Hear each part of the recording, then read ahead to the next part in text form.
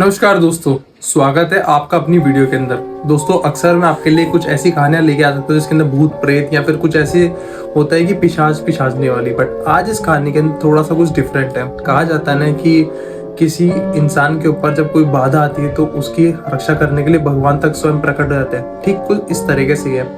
और आपने अक्सर ये चीज़ सुनी होगी कि किसी इंसान के अंदर माता जी आती है, किसी इंसान के अंदर भैरू जी आते हैं। बट आप क्या मान सकते हो कि किसी इंसान के अंदर हनुमान जी आएंगे? एक बार तो आपके मन के अंदर भी आएगा कि भाई क्या बात कर रहे हो क्या नहीं। बट हाँ, कि ये तो ऐसी बात होगी किसी 0 वोल्ट के बल्ब के अंदर, है ना, कि आप 1000 वोल्ट की पावर डाल दो तो वो ऑब्वियसली फूटेगा। बट ऐसा नहीं हो सकता क्योंकि आज इस शख्स की जो मैं बात करने जा रहा हूँ ये हनुमान जी का परम भक्त है। और ये हनुमान जी की बचपन से पूजा करता आ रहा है, पूरा ब्रह्मचर्य का पालन करता आ रहा है। थोड़ा वो कहते हैं ना, हनुमान जी की थोड़ी सी अंश की पावर इसके अंदर है। ठीक जैसे कहते हैं ना कि 1000 दिग्गज जितनी पावर हनुमान जी की छोटी उंगली में रहती है, वैसी हनुमान जी के अंदर कितनी ज्यादा पावर थी। तो हनुमान जी की छोटी से छोटी पावर उस इंसान के अंदर थी, मतलब एक छोटा सा अंश रह जाता है ना, उस तरीके से। तो बिना किसी देरी के इस कहानी को मैं स्टार्ट करता हूँ। तो कहानी राजस्थान के रहने वाले अमित की। अमित जो नोएडा के अंदर एक आईटी सेक्टर के अंदर काम करता था। कुछ दिन हुए थे अमित की नौकरी लगते हुए, तो वहाँ पे लोग बागों उससे दोस्ती वोस्ती करी। पर वहाँ के स्टाफ का भी ये मानना था कि उसके भाव से लगता था कि हाँ भाई, ये हनुमान जी का कितना बड़ा भक्त है। कुछ भी होता, घर पे फंक्शन भी हो जाए, हनुमान जी की पूजा होती, तो वो सारा का सारा प्रसाद ऑफिस में बांटता और अपने मतलब सबको जय श्री राम करता और पूजा पाठ में बहुत मगन था वो अपने। और जगह जाता है कि ज्यादा से ज्यादा वो हनुमान जी के मतलब वो जो मंदिर होते हैं ना, वहाँ पे भजन कराता रहता। अभी कुछ दिन हुए थे, क्या कहते हैं, उनके अंदर ऑफिस में नया स्टाफ आता है। अब नए स्टाफ के अंदर एक लड़का आया राहुल नाम से। राहुल की उससे अच्छी दोस्ती होने लग गई, राहुल का भी थोड़ा नेचर वेचर मिलने लग गया। तो एक बार लंच की बात थी, वो दोनों बैठे थे आराम से। तो बैठते बैठते तो राहुल अमित से कहता है कि यार अमित भैया, एक बात करनी है मेरे को आपसे। बोले बता यार, क्या बात करनी है? बोले अमित भैया यार, मेरे घर पे ना कुछ दिक्कत है। तो बोले यार, तेरे घर पे दिक्कत कैसी, मैं समझा नहीं, एक बार मुझे समझाने की कोशिश करेगा तू? बोले यार भैया, जो मेरा भाई है ना भाई, उनकी जो वाइफ है नंदनी, मतलब मेरी नंदनी भाभी, उनके अंदर ना कुछ है ना प्रेत का साया से लगता है। बोले फिर अमित कहता है, देख मेरे पास हनुमान जी बाबा का पूरी ताकत है, मतलब उनकी कृपा से जितना मेरे से सॉल्व हो सकता है ना, मैं तेरी प्रॉब्लम को सॉल्व करूंगा। तो चल तू बोल। फिर राहुल कहता है कि भैया यार, बात कुछ ऐसी है कि है ना, कभी कभी है ना कमरों के अंदर से आवाज आती है। मेरे भैया है ना, मतलब कुछ चिल्लाती रहती है। जो मेरी भाभी है ना, बहुत जोर जोर से चिल्लाती रहती है, बहुत जोर से चिल्लाती है। तो मेरे भैया के ऊपर हमला भी कर देती है। उनके हाथ में जो भी चीज आती है ना, तो मेरे भैया पे फेंक देती है। मेरे भैया के हाथ पे कट के निशान होते, गले के ऊपर मतलब वो ब्लेड होती है ना छोटी वाली, ऐसे कट के निशान होते रहते। मेरे भैया सोते ना, तो उन पे आके बैठ के ऐसे काटने लग जाती है उनको। बोले ऐसे कैसे? बोले हाँ, और माना गया है कि ना, मतलब मेरे भैया जब सोते रहते हैं ना, तो अलमारी के ऊपर जाके बैठ जाती है। अब एक बात को उसको समझ में नहीं आया मेरे को कि मतलब तेरे घर में हो क्या रहा है। बोले भैया मुझे भी नहीं पता, बट मैं आपके पास आया हूँ मेरी प्रॉब्लम लेके, तो प्लीज आप इसे सॉल्व कर दोगे क्या? बोला देख बाबा की मेरे पे पूरी कर पाए, जितना हो सकेगा ना मैं इसको सॉल्व कर दूंगा। और पर भैया एक चीज और थी कि मेरी भाभी है ना, दिन में तो बिल्कुल फिट टू फाइन रहती है, रात होती, शाम ढलती, मतलब सूरज ढलती है ना, उनके अंदर ऐसी ऐसी चीजें होने लग जाती है। बोले तो तेरा कुछ टिपिकल केस लग रहा है, वो तो चल के देखना पड़ेगा। ठीक, ऐसा काम करे एक कि किसी दिन का प्लान बना, अपन तेरे घर पे चलते हैं और वहां पे जाके पूरी देखते हैं। तो भाई वो प्लान बना रहे दोनों की, भैया अपन परसों चलेंगे, तरसों चलेंगे, आज से 3 बार चलेंगे। उनके सबके प्लान कैंसिल हो रहे हैं। अमित को ये भनक लग गई बात की कि भाई कोई ना कोई ऐसी बाधा है जो हमारे बीच में आने से पहले हमारे कार्य जो भी है सारे बिगड़ रहे हैं। तो राहुल को एक दिन क्या कहते हैं, ऑफिस गया अमित और राहुल दोनों ऑफिस गए। तो अमित कहता है राहुल को कि एक काम कर, आज बॉस से ले छुट्टी, तू भी ले, मैं भी लेता हूँ छुट्टी, तेरे घर चला आज, क्योंकि अपन इतने दिन से प्लान बना रहे तेरे घर जाने का, अब ना तो जाने का बन ही नहीं पा रहा प्लान कहीं भी। बोले हाँ भैया, एक काम करो, चलो फिर आप। वो घर चल जाते उनके, राहुल के, अमित घर चल जाता है। अब जब रास्ते में भी जा रहे थे, उनके साथ कुछ ना कुछ घटना घटती जा रही थी। कभी क्या हो रहा था, कभी कैसे कोई बच्चा सामने आ रहा था, कभी बूढ़ा सामने आ रहा था। थोड़ी थोड़ी भनक लगे जा रही थी राहुल को, मतलब अमित को, कि भाई ये केस कोई सिंपल तो नहीं है, कुछ तगड़ी चीज लगती मेरे को तो इसमें। अब कैसे ना कैसे करके वो उसके घर पे पहुंचा अमित के, सॉरी राहुल के। अब जैसे ही उन्होंने, अमित ने पहला कदम दहलीज के उस पार रखा ना, तो उनके पैर के पास में कॉकरोच चींटियां ऐसे इकट्ठी हो गई, और कहीं पे नहीं थी, वैसे ही कदम रखते ही वो समझ में नहीं आया भाई मेरे पैर पे क्या काटने लग गया एकदम से। वो देखा तो भाई चींटियों ने इकट्ठा मतलब झुंड बना के उसको पैर को ऐसे जकड़ रखा था बहुत जोर से, और उसे खरोच रही थी। उसने पैर को ऐसे करके साइड में भेज दिया। फिर अंदर गया वो, उसने अमित ने पूरा घर का चक्कर लगाया, लोग बाग वो देखा, फिर पूछा घर में कौन कौन रहता है। बोले मैं रहता हूँ, मेरे भैया और मेरी भाभी रहती है, हम 3 जने रहते हैं। बोले ठीक है। उसने सबसे मिल लिया। और ये हमारे घर पे 2 जने काम वाम करते हैं, खाना वाना बनाने आते हैं, चिल्लाते हैं आपस में। ठीक है, तो पूरा घर का चक्कर वक्कर लगाया।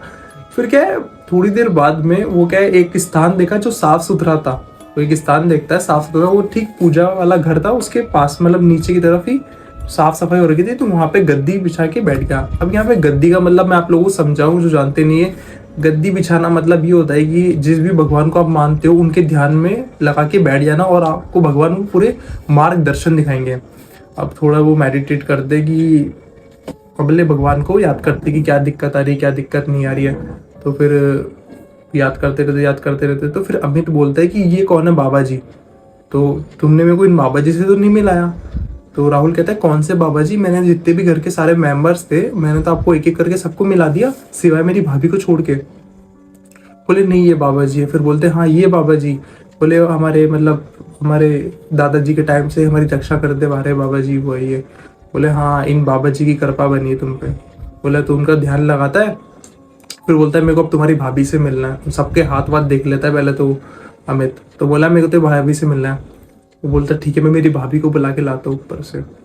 वो ठीक जैसे ही चल रहा है ऊपर बुलाने के लिए, तो क्या उसकी भाभी है ना, भाभी मना कर देती कि बोले मैं नहीं आऊंगी, कोई भी आ रहा हूँ मुझे मतलब नहीं, मेरे को किसी से नहीं मिलना। बोले भाभी एक बार आप आओ तो सही, नीचे तो चलो, चल के देखो सही क्या हो रहा है क्या नहीं हो रहा। बोले मैं नहीं आ रही। कैसे ना कैसे करके राहुल अपनी भाभी को नीचे ले आता है, और उसके भाई सब बैठे रहते नीचे। तो जैसे ही बैठते ना, तो उसके अंदर से वो एंटिटी है ना बाहर आने का वो कर देती है। अब जैसे ही बाहर आने का कर देती है, तो जैसे उसको देखती है ना अमित को, अमित तो वैसे जाप करना स्टार्ट कर देता है। अमित पहचान जाता है हाँ भाई क्या चाहिए। तो अमित उसको बुलाता है, पास में बैठा देता है उसको, और वो ठीक उसी रूप में आ जाती है वापस। फिर अमित बोलता है कौन है तू। बोलती मैं नहीं बताऊंगी मैं। अमित समझ आता है कि भाई इसके अंदर एक नहीं, 2 नहीं, पूरी 3 एंटिटी है। तो फिर राहुल भी पास में बैठा रहता है। तो वो देखता है कि अमित क्या हो रहा है। बोले इसके अंदर एक नहीं, 3 एंटिटी है। एक कुएं की मसान है, और बाकी 2 अघोरी शक्तियों ने किसी ने भेजा हुआ है इसको। अब कुएं की मसान का मतलब मैं बता दूं आपको, ये एक ऐसी एंटिटी होती है जो कि शमशान घाट में रहती है। इसी कारण से हम लोग अपनी महिलाओं, घर की महिलाओं को शमशान घाट में जाने से रोकते हैं। और फिर अमित ने बताया कि इसकी ताकत, कुएं की मसान की ताकत ऐसी हो रही है कि मतलब वहाँ पे रोजाना इसको कोई भूख चढ़ा रहा है, और ये बहुत ताकतवर हो जा रही है दिन भर दिन। और ये जो तुम्हारे बाबा जी है ना, ये भी ज्यादा दिन तक रोक नहीं पाएंगे इसको। तो बोले यार अब हम क्या करें। फिर आपस में दोनों के अंदर मतलब कन्वर्सेशन होने लग जाती है। बोले तू जाती ही नहीं जाती यहाँ पे। बोले मैं नहीं जाऊंगी। तो फिर बाद में उसकी भाभी के अंदर से आवाज आती है कि ना तेरे में हिम्मत है ना तो रोक के दिखा दे मेरे को तू। बोले रोक के दिखा दे। बोले इतना मुझे चैलेंज मत करे रोकने का। बोले रुक जा, मैं तेरे को यहीं बैठे बैठी सारी एक ऐसी ऐसी चीजें बता दूंगी जिसके तेरे को अनुमान भी नहीं होगा इन चीजों का। फिर अमित समझ जाता है कि भाई ये तो कुछ ना कुछ ऐसी दिक्कत चल रही है जो मतलब यहाँ पे तो सॉल्व होगी नहीं। तो फिर जो बाबा जी थे ना उनके मन में मतलब आ रहे थे। तो बोले बेटा एक काम करो, इन सबको है ना तुम मेहंदीपुर के बालाजी लेके चलो। अब ये सारी चीज मतलब बाबा जी ने अमित के मतलब उसके अंदर आके बता दी उनको कि ऐसी बात है। तो अमित उस टाइम तो बताता नहीं, फिर थोड़ा मामला शांत हो गया। तो फिर अमित राहुल को साइड में लेके आता है। फिर बोलता है कि यार एक चीज बात कर ना, सबके सब अगर है ना मेहंदीपुर के बालाजी चलते हैं, प्लान बना जल्दी से मेहंदीपुर के बालाजी चलने का। ये सारी की सारी कन्वर्सेशन होने के बाद में राहुल अमित से ये बोलता है कि भैया अपन चल तो चलेंगे, बट अपने कोई दिक्कत आएगी क्या। तो अमित कहता है कि देख यहाँ तक आने में अपन को कितनी दिक्कत आ रही थी, कि तेरे घर पे अपन आ रहे थे और कितनी बाधाएं आ रही थी अपने बीच में। अपन जब तेरे घर गाड़ी से भी आ रहे थे ऑफिस से, जब भी कितनी दिक्कत आ रही है मैं जानता हूँ। जब अपन चलेंगे ना मेहंदीपुर बालाजी तो रास्ते में बहुत सारी अड़चने आएगी, बट किस सबको मैं बता रहा हूँ कोई भी डरना मत, बिल्कुल भी डरना मत। इसके अंदर सब मैं संभाल लूंगा, और बालाजी महाराज की मेरे पे कृपा है तो बाबा सब संभाल लेगा, तो चिंता मत करो। अब वो मेहंदीपुर बालाजी जाने के लिए गाड़ी वाड़ी कर लेते हैं, और फिर चारों के चारों चल जाते हैं। अमित, राहुल, उसके भैया और वो नंदनी भाभी सबके सब चल जाते हैं। तो क्या होता है जब वो मेहंदीपुर बालाजी जाते हैं ना, तो रास्ते के अंदर पहले ही वो अमित समझ गया था कि कुछ ना कुछ दिक्कतें हुई। तो उन्होंने हनुमान चालीसा बजरंग बाण लूप मोड के अंदर ऑन करके चला दिया। वो लोग सक्सेसफुली हनुमान जी के मंदिर मेहंदीपुर के बालाजी चल जाते हैं। तो वहाँ पे जाने के बाद में उन्होंने पहले ही अमित ने वहाँ की पुजारी से बात कर ली थी कि ऐसी ऐसी बात है, ऐसी ऐसी चीज़ है। अब वो लोग मेहंदीपुर के बालाजी चल गए। अब वहाँ पे जाके सबको लाइट लाइट फील होने लग गया कि, और पर उस दिन वहाँ पे बहुत भीड़ भी थी, इतनी भीड़ थी, मतलब ऐसा लग रहा था कि आज यहाँ पे पता नहीं क्या हो गया ऐसा, तो इतनी ज़्यादा भीड़ कैसे हो रही है, सारी प्रेत आत्मा यहाँ पे आ गई क्या आज सारी की सारी। वहाँ पे चलाते तो हनुमान जी के दर्शन वर्शन कर लेते, सबसे पूजा पाठ सब कुछ कर लेते, हवन ववन सब। तो फिर वहाँ पे बहुत लाइट फील होने लग गया उसकी भाभी को। अगर उसकी भाभी में कोई आत्मा थी ना तो वहाँ पे जाने से वो कतराती, मना करती, बट वहाँ पे जाते ही सब कुछ ठीक हो गया। तो फिर गए, बट आते आते भी वहाँ पे राहुल के भाई प्रतीक से एक गलती हो जाती है। वो गलती हो जाती है कि कहा जाता है कि जब भी अपन हनुमान जी के मंदिर जाते हैं ना, बालाजी महाराज के मंदिर, मेहंदीपुर बालाजी के, तो वहाँ पे पीछे पलट के नहीं देखना चाहिए। वहाँ पे कहते हैं प्रेता मंदिर जी है, वहाँ पे दर्शन कर लो, उसके बाद में आपको पीछे पलट के नहीं देखना चाहिए। तो वहाँ पे आवाज आती है पीछे से प्रतीक, तो पहले तो वो नजरअंदाज कर देता है, फिर दूसरी आवाज लगती है प्रतीक पीछे देखो ना, तो फिर वो पीछे पलट के देख लेता है। उसने एक ही गलती कर दी पर वो किसी को बताता नहीं, वो चारों के चारों मतलब वहाँ पे गाड़ी में बैठ जाते हैं। इससे पहले वो क्या है, चारों अलग अलग दिशाओं में चल गए थे मंदिर में से देखने इधर उधर, पर गलती कर दी ना प्रतीक को अकेला छोड़ के, क्यों पता है कब एंटिटी किस पे हावी हो जाए। अब वो चलाते गाड़ी में चलाते, बैठ जाते गाड़ी के अंदर सक्सेसफुली, मतलब सब कुछ हो जाता है। पर ये बात प्रतीक किसी को बताता नहीं है कि हाँ भाई मेरे को है ना कोई आवाज़ लगा रहा था पीछे की साइड में और मैंने पलट के देखा। अब थोड़ी देर आगे जाते हैं, वो आगे जाने के बाद में ठीक उसी चीज़ का डर हुआ जो होना चाहिए था। क्या होता है कि आगे जाते थोड़ी देर बाद में उन लोगों की गाड़ी पंचर हो जाती है। गाड़ी पंचर हो जाती है तो फिर वो सोचता है कि भाई क्या हो गया यार, मतलब एकदम से अभी तो हम जाकर आए, गाड़ी पंचर कैसे हो गई। और जब वो जा रहे थे ना, वहाँ पे शाम का टाइम था और ठंड का टाइम तो बिल्कुल था ही, तो 5 बजे के बाद तो आप जानते हो कितना अंधेरा कोहरा होने लग जाता है ठंड में। तो अब कोहरा होने लगे, अंधेरा होने लगे, तो बोला एक काम कर गाड़ी साइड में लगा ले यार, अपन बैठ के देख लेते क्या है क्या नहीं है। बिल्कुल भाई गाड़ी साइड में लगाने के बाद में पंचर ठीक करते राहुल और अमित के भैया, तो बोलते कि अमित को बोलते कि आप गाड़ी में बैठे रहो। प्रतीक और राहुल गाड़ी से बाहर निकल के स्टेपनी चेंज वेंज करके आराम से बैठ जाते हैं। अब क्या होते हैं, वो चारों के चारों मतलब वापस निकल जाते दिल्ली की तरफ। अब 2-3 घंटे होने जाने के बाद में, मतलब पहले राहुल कहता है कि भैया मैं एक काम करता हूँ कि गूगल मैप ऑन कर लेता हूँ, गाड़ी के डैशबोर्ड पे लगा देता है वो। अब डैशबोर्ड पे लगाने के बाद में तो वो 2-3 घंटे आगे तक चलते रहते हैं कि भाई दिल्ली हाईवे का तो ठिकाना ही नहीं दिख रहा। उसमें दिखा रहा है कि 15 मिनट्स अपन पहुँचने वाले दिल्ली हाईवे की तरफ, मतलब उस तरफ आएंगे। पर 15 मिनट होने से मतलब 2 घंटे हो जाते हैं तो पहुंचते ही नहीं है, उसमें स्टिल 15 मिनट दिखाया जा रहा। अब भाई उसे समझ में नहीं आता क्या हो रहा है क्या नहीं हो रहा है। कि थोड़ी देर बाद में नंदिनी के पीछे से आवाज़ आती है कि भैया मेरे को है ना कुछ अजीब सा है ना महसूस हो रहा है, मतलब समझ में नहीं आ रहा क्या हो रहा है, गाड़ी प्लीज साइड में लगा लो ना वापस यार। तो बोलता राहुल भाभी आप ठीक तो हो ना, मतलब कोई दिक्कत थोड़ी ना आपको। तो उधर अमित को मतलब लग जाता है कि भाई कुछ ना कुछ दिक्कत है, तो फिर गाड़ी साइड में लगा दे। तो उसी टाइम पे अमित के पास में जाप होता है हनुमान जी की माला का, तो वो करने लग जाता है, हनुमान जी का जाप करने लग जाता है। तो पीछे से आवाज़ आती है नंदिनी भाभी की कि आगे मत जाना, तुम आगे जाओगे तो तुम्हारा काल आगे बैठा हुआ है, वो तुम्हें छोड़ेगा नहीं। तो माता जी की आवाज़, तो राहुल समझ जाता है कि ये तो माता जी की आवाज़। तो बोलता है माता जी फिर क्या करें हम, आप बताओ ना। तो फिर बोलता है कि नहीं थोड़ी देर रुक जाओ यहाँ पे, आगे मत जाना भी। और बेटा प्रतीक तूने गलती कर दी ना पीछे पलट के, तेरे को पीछे नहीं देखना चाहिए था ना। वो बोला कि मम्मा मैं क्या करता कि है ना, मेरे को लगा कि नंदिनी मुझे पीछे से आवाज़ लगा रही है, वो आवाज़ नंदिनी की लग रही थी कि प्रतीक प्रतीक। तो फिर मेरे लगा कि बोले नहीं वो वापस आ गया है, वो अब तुम लोगों को छोड़ेगा नहीं, अब उसे पता लगे कि तुम मेहंदीपुर बालाजी आए हो दर्शन करने के लिए। तो फिर अमित था जो मतलब हनुमान जी का जाप कर रहा था, तो उसके अंदर एकदम से वो ऐसे दिमाग में आएगी आगे जाना, आगे एक मंदिर दिखेगा, उस मंदिर के दर्शन करे बिना आगे मत जाना। तो फिर उसको कहता है प्रतीक को कि तुम गाड़ी चलाओ आगे, बाबा है ना बाबा रक्षा करेंगे हमारी। तो अब आगे चलाते, आगे जाने के बाद में वो लोग मंदिर चलाते। मंदिर के अंदर एक ऐसी चीज हो रही थी, वहाँ पे सभी मूर्तियों के ऊपर पर्दे लगे हुए थे। तो मतलब ऐसा लग रहा था कि भाई किसी ने जानबूझ के वहाँ पर्दे लगाए थे, सिवाय एक हनुमान जी की मूर्ति थी इस मंदिर के अंदर, तो उनका सिर्फ चेहरा दिख रहा था, मतलब थोड़ा सा पर्दा हटाया हुआ था। तो ये भी कुछ अलग ही था। तो हनुमान जी के वहाँ पे हाथ पाथ जोड़े, वहाँ पे विधि बैठा है, वहाँ पे वो लोग अमित बैठा है, वहाँ पे विधि क्या कर रहा था, वहाँ पे पूजा पाठ स्टार्ट कर दिया अमित ने भी।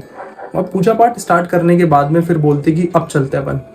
अब जैसे वो लोग चले ना आगे की तरफ, फिर वो आगे की तरफ चले, दिल्ली की तरफ निकलने, हाईवे की तरफ निकलने वाले थे। तो क्या वो उनके पास में से एक गाड़ी मतलब ऐसे स्पीड में गई, इतनी स्पीड से भी नहीं कि भाई उन्हें दिखी नहीं, ऐसे स्पीड से गई। तो फिर उस गाड़ी के ऊपर क्या था कि जो नंबर प्लेट थी ना गाड़ी की, उस पर DL नंबर था।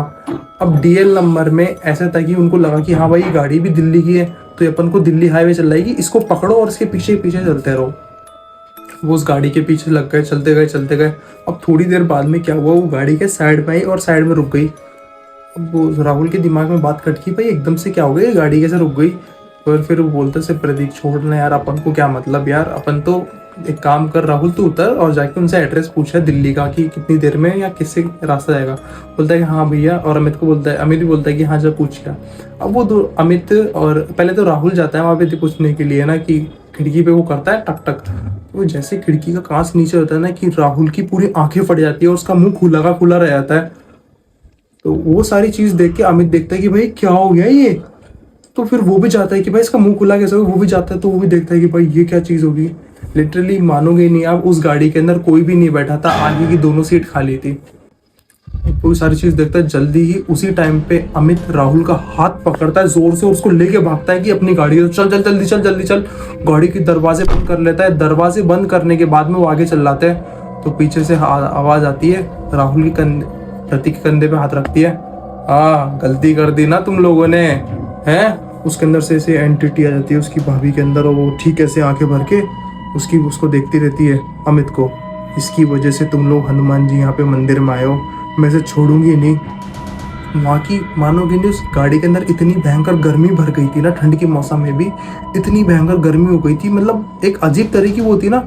और उसी टाइम अमित के अंदर एक वाइब्रेशन आती है अजीब सी, मतलब ऐसा हो गया था कि साक्षात मतलब भगवान उसके अंदर आ गया। उसके चेहरे पे एक अलग ही नूर आ रहा था, आंखों में इतना तेजपन। तो अमित कहता है, हाँ तू कैसे आ गया यहाँ पर वापस, ये बच्चे मेरे दर्शन करने आए थे और मुझसे बड़ा कोई हो सकता है क्या यहाँ पे, तू आया तो आया, कैसे आया। ये सारी चीज देख के राहुल और प्रतीक की हालत ऐसी टाइट हो गई, वो भी डर गए थे एक बार तो। और नंदिनी के अंदर जो आत्मा थी ना, कोई की मसान वो जो थी, वो भी लड़खड़ाने लग गई कि मैं यहाँ पे आती नहीं, मुझे भेजा जाता है यहाँ पे। कौन भेजा जाता है, मुझसे बड़ा हो सकता है क्या वो जो तेरे को यहाँ पे भेजेगा। उसको और तेरे को दोनों को बोतल में उतार दूंगा और वहीं की वहीं बंद कर दूंगा, अब की बार आ गए तो। बोले मैं जाती हूँ मेरा कुछ मत करना। अब ये ठीक हो जाने के बाद में एकदम से वो उसके अंदर चल जाती है और फिर अमित भी अपने होशो आवाज में आता है और वो भी थोड़ी, नंदनी भी रिलैक्स हो जाती है। अब ये सारी चीज हो गई। फिर हो जाने के बाद में क्या, उनके पास में जो गाड़ी थी ना वो तो गायब हो ही जाती है। फिर थोड़ी देर में आगे चलते तो एक गाड़ी ऑटोमेटिकली उनके पास में आती है, दिल्ली नंबर की, उनकी गाड़ी पे नॉक करती है। तो गाड़ी का शीशा नीचे करता है, प्रतीक बोलता है, हाँ तो क्या मानोगे, उस बड़ी सी गाड़ी के अंदर दो बाबा जी होते हैं कि सरकार रास्ता भूल गए क्या आप, चलो कोई बात नहीं, हम बता देंगे आपको दिल्ली का रास्ता। तो बोलते हैं हाँ ठीक है, जैसा आपको सही लगे आप हमको दिल्ली का रास्ता बता देना। अब पीछे पीछे उस गाड़ी के चलते रहते वो, क्या मानोगे, कोहरा आता है, एकदम से गाड़ी गायब हो जाती है वो आगे चलने वाली। तो फिर वो देखते कि भाई दिल्ली हाईवे भी आ गया, वो पहुंच भी गए वहां पे और आसान से मतलब हो गया। फिर प्रतीक के दिमाग में एक बात खटकी कि यार उनको कैसे पता कि हम रास्ता भूल गए थे। अमित को पता था ये सारी की सारी चीज, ये सारा सिनेरियो होने के बाद में कि कैसे ना कैसे करके हनुमान जी ने हमारी रक्षा करी। और फिर घर पहुंचने के बाद में राहुल और उसके भैया और भाभी भी है ना अमित का बोलते, थैंक यू भैया, आपने अपनी जान जोखिम में डाल के हमारे परिवार की रक्षा करी।